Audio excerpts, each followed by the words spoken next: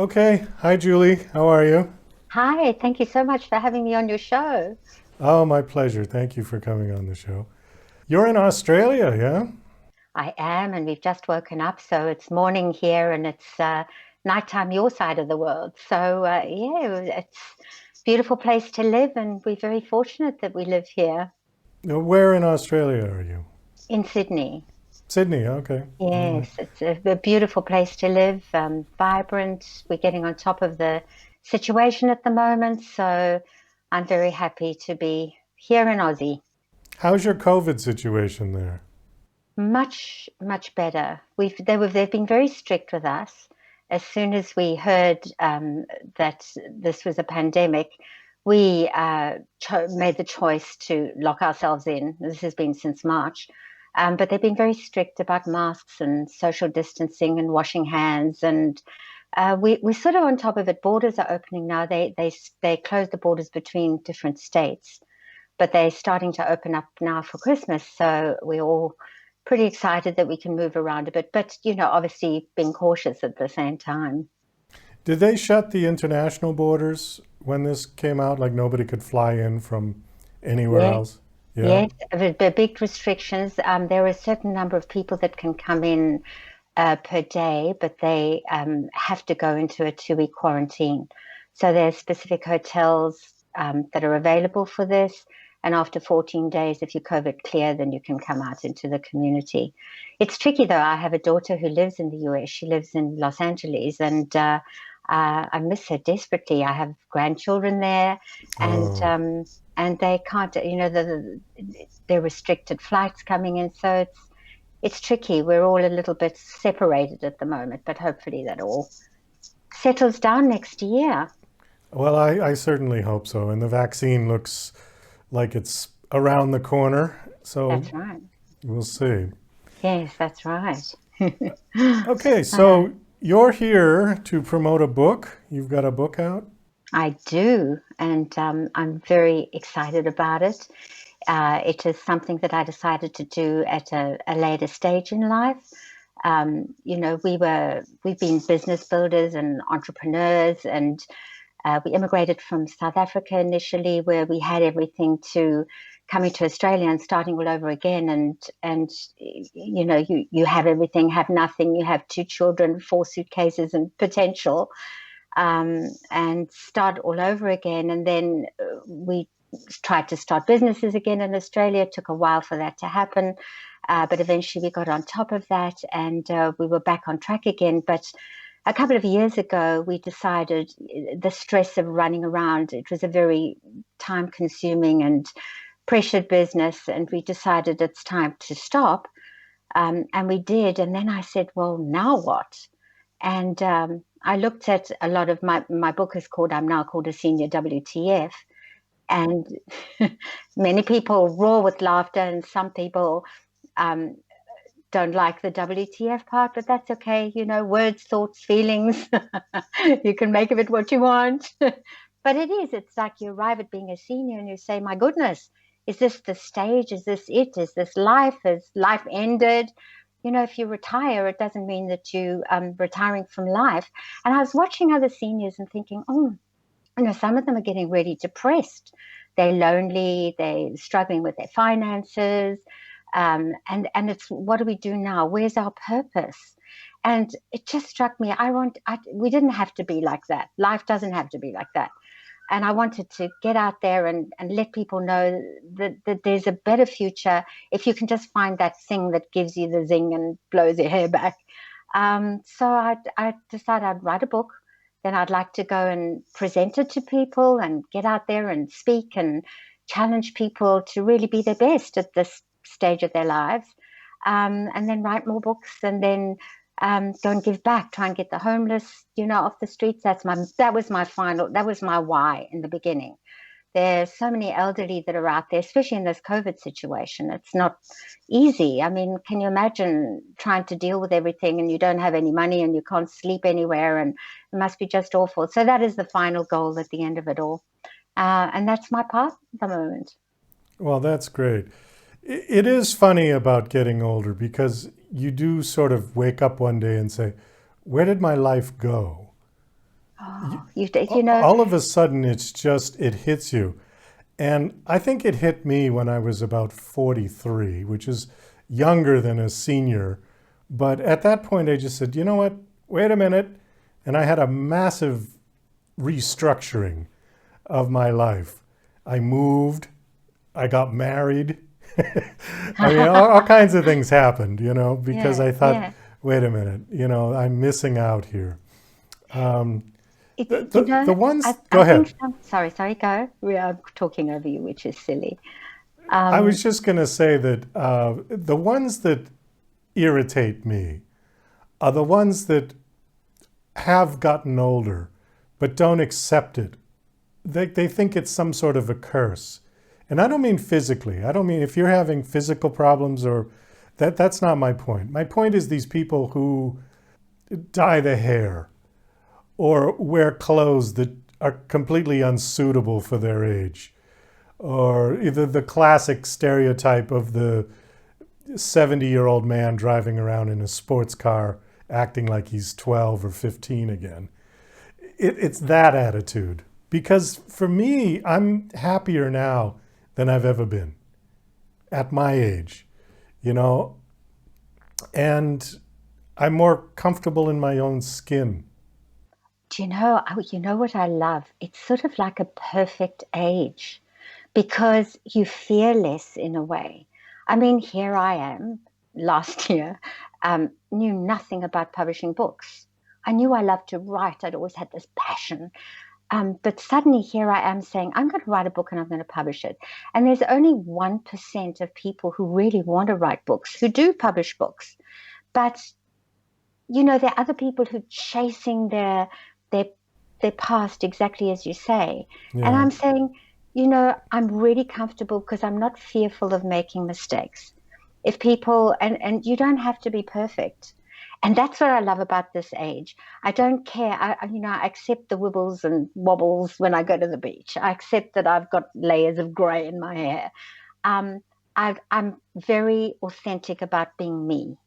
And I think you only discover that when you're later because there's all this competitive life that you have when you've got children and you're in this melee of trying to keep everything together and now in a way you're at peace because you find what you want to do.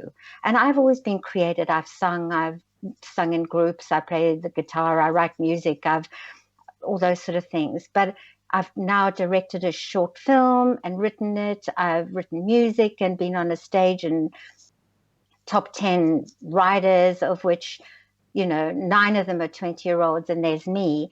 And I don't fear failure. And as you say, it's refreshing to accept this stage in life. It's the best stage. It's wonderful. I think so.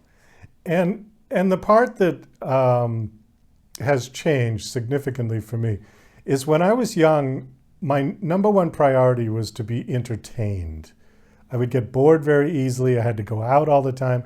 It had to be exciting and lights and whistles and flashing. And at a certain point, it changed from entertainment to comfort. And Yes, now I can amuse myself with the most mundane things, but I want to be comfortable. And that's what has shifted. that is so true. And you don't put up also at this later stage with um, people who are not part of your tribe. I find I'm very, not so much selective, but I know who um, makes my heart warm. And I'm not going to waste my time on people who don't. And before that could have been, sometimes you can just play around the edges because, they're in your community and so you need to accept that. But now you don't. Now you can just be with who you love and who loves you and you're at peace with that and you're comfortable. It's exactly what you say. You're just comfortable. It's wonderful. Yeah, it's reminding me of the old quote from Mark Twain who said, "Youth is wasted on the young." And it's really true because if I had had this same concept when I was in my 20s, I would have been far more happy and productive and probably successful. but I didn't because I was chasing the wrong things. It's so true. It's so true because, you, if only you could write that letter to yourself when you were younger and saying, this is a long life, or hopefully we hope it's going to be a long life. And one doesn't have to be so urgent about what we're trying to look for. Even at this age, I find, a lot of people, getting older, they feel they're meant to have a purpose, but they don't know how to find their purpose. But it's okay. It's okay to just relax, be curious, and take that first step on the ladder to discovering what makes them tizzle. You can just breathe. I think breathe. You can just breathe.